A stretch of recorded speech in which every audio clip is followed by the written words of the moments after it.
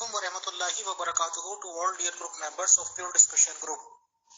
अहमदीस जमात में पैदाइश किए हुए उसमें जिंदगी गुजारी है रेहान अली साहब ने। आज की तारीख में लगभग 33 इयर्स ऑफ एज वो बताते हैं। उन्होंने एतराजात रखे हैं, अपने सवालात रखे हैं और मिर्जा साहब की खुद की किताबों को ही उन्होंने बुनियाद बनाया है। रूहानी खजाइन के ही सारे स्कैम्स हैं, उसमें 2-3 साल 3-4 साल 5-6 साल तक स्विंग लिया है मिर्जा साहब ने, या इन ऑल ये कह लीजिए कि 12 साल का डिफरेंस लिया है। यानी कि 80 में 6 माइनस कर दो या 80 में 6 प्लस कर दो, मीन्स के एज 74 से 86 तक होनी चाहिए थी। बट 12 साल का स्विंग लेने के बावजूद भी वो चीज पूरी नहीं हुई और उनकी एज 68 या 69 इयर्स ऑफ एज बन रही है। दूसरा स्ट्रॉन्ग पॉइंट रेहान अली साहब ने ये उठाया है कि उन्हें यह भी इल्हाम हुआ था कि उनकी जिंदगी निहायत आराम और सुकून से गुजरेगी। ये वाला भी बिल्कुल गलत साबित होता है पहली नजर में, क्योंकि सब जानते हैं मिर्जा साहब ने खुद माना है कि उन्हें बहुत तरह की बीमारियां रही हैं और वो सफर करते रहे till the end of his life और उनका इंतकाल भी बड़े सख्त तरीन हालात में हुआ। पहली नजर में ये लगता है और मुझे अफसोस भी होता है अहमदी जमात निजाम के मेंबर्स पर कि वो लोग किसी भी टॉपिक पर आगे नहीं आए। रेहान अली साहब बुलाते रहे कि भाई मेरे शिकालात हैं उन्हें दूर कर दो, कुछ भी होता रहा, बट अल्टीमेटली उन लोगों की तरफ से आना पॉसिबल नहीं हुआ। अहमदी जमात के जो ये इस्लाह पसंद वाले लोग हैं, मोहतरम अब्दुल गफ्फार जनबा साहब की क़यादत में तारिक चौहान साहब ने ये कहा कि ठीक है जी मैं साबित करूंगा। टॉपिक वैसे ये सेटल्ड हुआ था। अब तारिक चौहान साहब से ये अपील हम जरूर करेंगे कि वो अहमदी जमात वाला ये काम ना कर दें कि भाई टॉपिक तो कुरान शरीफ का सेलेक्टेड था, आपने मिर्जा साहब की किताबें लगा दी। तो आखिर मिर्जा साहब को अहमदी जमात भी नबी मानती है और तारिक चौहान साहब आप भी नबी मानते हैं, तो नबी की किताबों का वेटेज तो देना चाहिए। कुरान शरीफ का भी एक हवाला रेहान अली साहब ने लगाया है। अब मेरे ख्याल से एक ही चावल बहुत होता है आजमाने के लिए, तो आप इसी टॉपिक पे टोटल जवाब दे दें मोहतरम तारिक चौहान साहब, आपकी मेहरबानी होगी। शुक्रिया, जज़ाकल्लाह। बहुत बहुत शुक्रिया, बहुत जज़ाकल्लाह मोहतरम तारिक चौहान साहब, मोहतरम रेहान अली साहब, आप लोगों ने अपनी अपनी बातें रखी। रेहान अली साहब के जो भी एतराजात थे वो मैंने अपनी 2 मिनट के लगभग की ऑडियो में कर दिए हैं। उन्होंने एज का फैक्टर रखा था मिर्जा गुलाम अहमद कादियानी साहब अलैहिस्सलातु वस्सलाम की, जिसके हिसाब से 74 से 86 तक उनकी ईयर बननी चाहिए थी। 12 साल के स्विंग के बाद भी वो पूरी नहीं हुई। अहमदी जमात निजाम ने हालांकि सारा काम किया है, माशाल्लाह सबसे ज्यादा रिच जमात है, खुदा उनको दिन दुनी रात चौगुनी तरक्की करे। कि वो आज फोटो दिखाया गया है उसमें बर्थ का जो ईयर है वही गायब है, तो बहुत अच्छी है। कैसा इल्हाम, कैसी पेश गोई है, सब कुछ अपने आप जा रही है।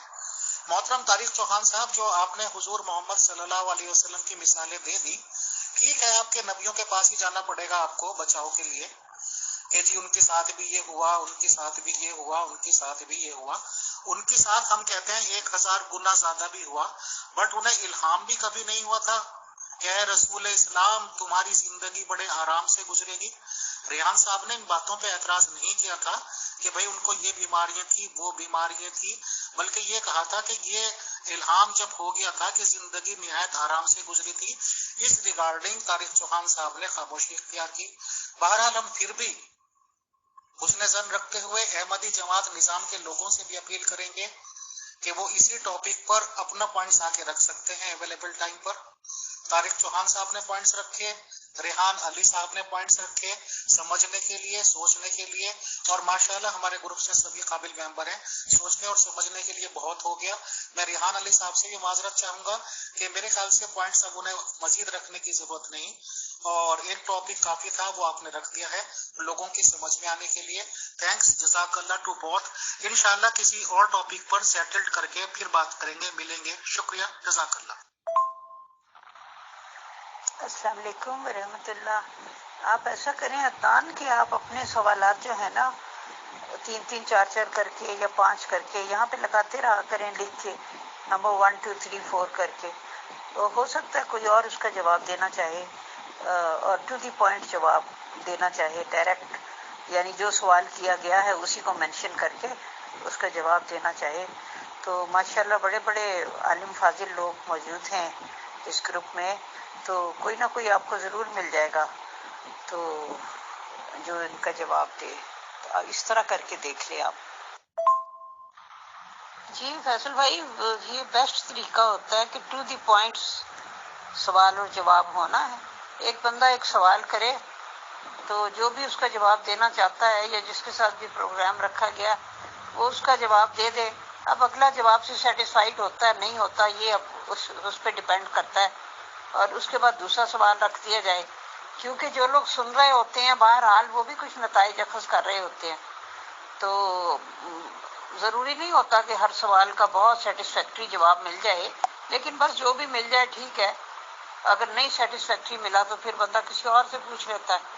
लेकिन एक सवाल एक जवाब, चाहे उस सवाल पे 2-3 ऑडियोज हो जाएं और उस जवाब पे भी 2-3 ऑडियोज हो जाएं, और जवाब देने वाला बता दे कि बस मैंने दे दिया है जवाब, अब आपके समझ में आ रहा है नहीं आ रहा है, इसका जिम्मेदार तो मैं नहीं। जी फैसल भाई। अर्शी मैम, अस्सलाम वालेकुम वरहमतुल्लाहि वबरकातुहू। आपकी बात तो सही है, बट टू द पॉइंट्स जवाब तो जब ही दे सकते हैं जब टू द पॉइंट जवाब मौजूद हो, या ये कि दिए जा सकते हो।